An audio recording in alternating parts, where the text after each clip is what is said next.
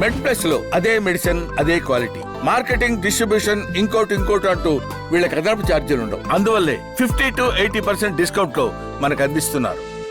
అంటే మీ ఉద్దేశంలో పెళ్లికి ముందే ఇద్దరు ఐడియల్ గా 100% కరెక్ట్ ఉన్న వాళ్ళు పెళ్లి చేస్తే బాగుంటుంది అనుకుంటున్నారా, లేదా వాళ్ళు పెళ్లి తర్వాత ఫ్లెక్సిబుల్ అయ్యి తర్వాత వాళ్ళు జీవితాన్ని కొనసాగించే అవకాశం లేదా? ఒక చిన్న క్లారిటీ అండి, ఐడియల్ గా ఎవరు ఉండరు.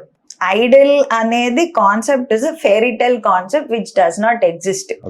ఐడియల్ అక్కర్లా, అట్లీస్ట్ మామూలుగా జనరల్ గా సంతోషంగా ఉండి, తను సంతోషంగా ఉండి పార్ట్నర్ ని సంతోషంగా ఉంచగలిగే వాళ్ళని పర్ఫెక్ట్ ఫర్ మ్యారేజ్ అని నేను అంటాను. The ability to accept the other person, accommodate the other person, both physically, emotionally, అన్ని లెవెల్స్ లో అకామిడేట్ చేస్తే that is nothing but you are eligible for a marriage. And are you in a position to accept the indifferences? 100% నాకు నచ్చింది మీకు నచ్చకపోవచ్చు, మీకు నచ్చింది నాకు నచ్చకపోవచ్చు. మీకు నచ్చింది నాకు నచ్చలేదని చెప్పి మీరు నాతో గొడవ పెట్టుకుని అదే ఒక దీనిలా తీసుకుని రోజు గొడవ పడడం కరెక్ట్ కాదు. ఇండిఫరెన్సెస్ ఉంటాయి, మీరు డిఫరెంట్ ఫ్యామిలీ, నేను డిఫరెంట్ ఫ్యామిలీ, ఉంటాయి, దాన్ని యాక్సెప్ట్ చేయగలగాలి. ఇంకొకటి నాన్ నెగోషియబుల్స్ అంటారు.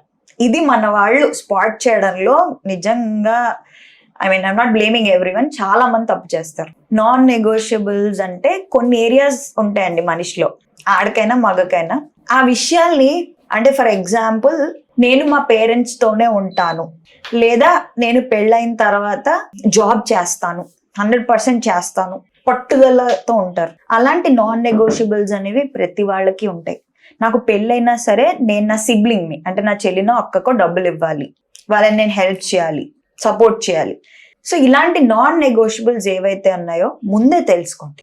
ఇక్కడ 2 వెన్ డయాగ్రామ్ తీసుకున్నట్లయితే మీకు ఇష్టమైనవి, మీకు ఇష్టమైనవి, ఏబికి ఇష్టమైనవి, ఇష్టం లేనివి 2 ఉంటాయి. కానీ ఇద్దరికి ఇష్టమైనవి ఈ ఏరియాలోనే కలుస్తాయి. మధ్యలో ఒక వెన్ డయాగ్రామ్ తీసుకుని ఈ ఏరియాలోనే కలుస్తాయి.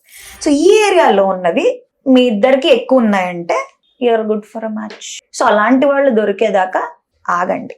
అంటే పెళ్లి చేసుకోవాలంటే పర్ఫెక్ట్ గా ఉండాలి, మానసికంగా, శారీరకంగా అంతా పర్ఫెక్ట్గా ఉండాలి, అలా కాన్సెప్ట్ లేదు. Simple concept. ఇప్పుడు మగవారి సైడ్ నుంచి ఆడవారి సైడ్ నుంచి మాట్లాడదాం. యాక్చువల్గా ఇప్పుడు మగవారిలో పెళ్ళి అంటే భయపడేవారు చాలా మంది ఉన్నారు. సో కారణం మనకి ఈ మధ్య చూస్తున్నాం, డ్రమ్ముల్లో దొరకడం, హనీమూన్కి తీసుకెళ్లి చంపడం, అక్రమ సంబంధాలు పెట్టుకొని పంచాయతీల్లో కూడా భర్త ముందే ప్రియంతో కలిసి ఉంటాను, భర్త ఆస్తి కావాలి అనే భర్తకి మాటలు, ఇవన్నీ ఒక పురుషుల్లో ఒక రకమైన భయాందోళన కలిగిస్తున్నాయి. ఈ మధ్య పెళ్లి జరిగిన తర్వాత కూడా ఎవరైనా తనకు ఉన్నారని తెలిస్తే భర్తే స్వచ్ఛందంగా వాళ్ళకి పెళ్లి చేసి పంపించాల్సిన పరిస్థితి, అటువంటి సంఘటనలు కూడా మనం చూస్తున్నాం. మీ దగ్గరికి అంటే ఇటువంటి కేసులు వచ్చాయా? అంటే ముఖ్యంగా పురుషులు పెళ్లి విషయంలో ఎందుకు జంకాల్సి వస్తుంది, వాళ్ళకున్న సొల్యూషన్ ఏంటి? ఆబ్వియస్లీ భయపడతారు ఇలాంటివి చూసిన తర్వాత. పెళ్లి తర్వాత కూడా మళ్ళీ కేసులు భరణం కోసం జరిగేదేదో జరుగుతుంది, దాన్ని మనం ఆపలేం. ఫస్ట్ జస్ట్ బికాస్ మీరు భయపడి పెళ్లి చేసుకోకపోయినా, మీరు పెళ్లి చేసుకున్నా జరగాల్సింది జరుగుతుంది.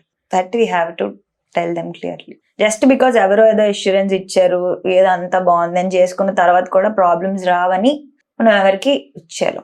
సైకాలజీలో ఒక కాన్సెప్ట్ ఉంది, రాడికల్ యాక్సెప్టెన్స్ అంటాం. క్రానిక్ డిసీజ్ వచ్చిన వాళ్ళకి, పెద్ద హార్ట్ అటాక్, క్యాన్సర్, ఇలాంటి కొన్ని లూపస్ ఇలాంటివి వచ్చిన వాళ్ళకి, they cannot escape from that disease. Escape ఉండదు కదా, they have to fight. Accept చేయాలి, రాడికల్ యాక్సెప్టెన్స్ అనేది ఉండాలి. So what ever life throws at me, నేను దాన్ని యాక్సెప్ట్ చేసి దాన్ని నేను ఫేస్ చేసి దానిలోంచి బయటకు వస్తాను. సో ఈ కాన్సెప్ట్తో, ఈ బుల్లెట్ ప్రూఫ్ మైండ్ సెట్తోనే పెళ్లిలోకి వెళ్ళాలి. లేదు మాకు ఫియర్స్ ఉన్నాయి, ఫియర్ అంటే ఫాల్స్ ఎవిడెన్స్ అపియరింగ్ రియల్ అంటాం, ఒక కాన్సెప్ట్ ఉంది. లేనిది కనిపిస్తూ ఉంటుంది, ఉన్నది కనిపించదు, something like that. So fears ఉన్నప్పుడు, ఫోబియాలు ఉన్నప్పుడు అవన్నీ నివృత్తి చేసుకోండి. ఫస్ట్ ఆఫ్ ఆల్ మీ ఫ్రెండ్స్ ద్వారానో, మీ పెద్దవాళ్ళ ద్వారానో, if you have a mentor or a guru, go to them, express your fears, తీసుకోండి సలహా. లేదు మా వాళ్ళంతా పొల్యూటెడ్, మా వాళ్ళంతా టాక్సిక్, జెలస్ అంటే మా దగ్గరికి రండి, లేదా మీకు నచ్చిన వాళ్ళ దగ్గరికి వెళ్ళి ప్రొఫెషనల్ హెల్ప్ తీసుకోండి. సో ఎక్కడో 1% to 5% జరిగినంత మాత్రాన చెడు మీకు జరుగుతుందని లేదు. ఇంతకు ముందు కూడా జరిగి ఉండొచ్చు, కాకపోతే అప్పుడు మీడియా లేకపోవడం, అంత టీవీ ఛానల్స్ యాక్టివ్లో లేకపోవడం వల్ల చూడకపోయి ఉండొచ్చు. టీవీల్లో, యూట్యూబ్లో విపరీతమైన ఎగ్జాజరేట్ చేసేసి టూ మచ్ నెగిటివిటీలోకి వెళ్ళిపోయి అనవసరమైన ఫియర్స్ డెవలప్ చేసుకోవద్దు. So that being said, second పాయింట్కి వచ్చేస్తే, మీరు ఎవరైనా పెళ్లి చేసుకోవాలనుకోవడానికి ముందు లీగల్గా వాళ్ళ మీద ఏమైనా కేసులు ఉన్నాయా, క్రిమినల్ కేసులు ఉన్నాయా, వాళ్ళ ఫ్యామిలీ బ్యాక్గ్రౌండ్ ఎలాంటిది, సో ఇలాంటి కొన్ని లీగల్ చెకింగ్స్ అనేవి ఈ కాలంలో important. So are they involved in any kind of crimes or any kind of violence in the past as a family.